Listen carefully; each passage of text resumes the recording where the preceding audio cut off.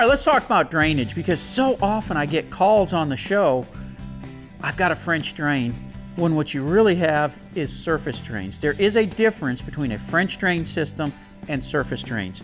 If you've got a catch basin like this, you got a grate on the top where you can see where the water goes down, you're dealing with surface drains. A French drain system is actually buried underground, all the pipes and everything. You see nothing on the surface. And typically what you're going to have is a drain pipe that has holes in it. And basically, you dig a trench down as deep as you need to be in order to catch moisture that's traveling through the ground, not over the surface of the ground.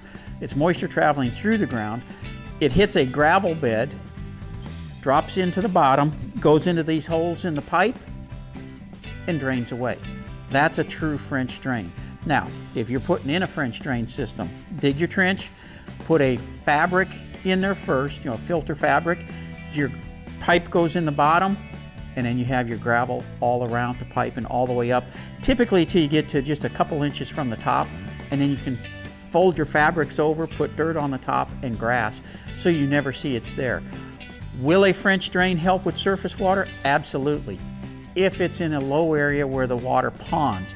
But if you've got water that flows over the surface, a French drain's not going to do you a whole lot of good. That's where you need surface drains. So there is a difference, and when you're asking for the type of drainage you need, it helps to know that difference.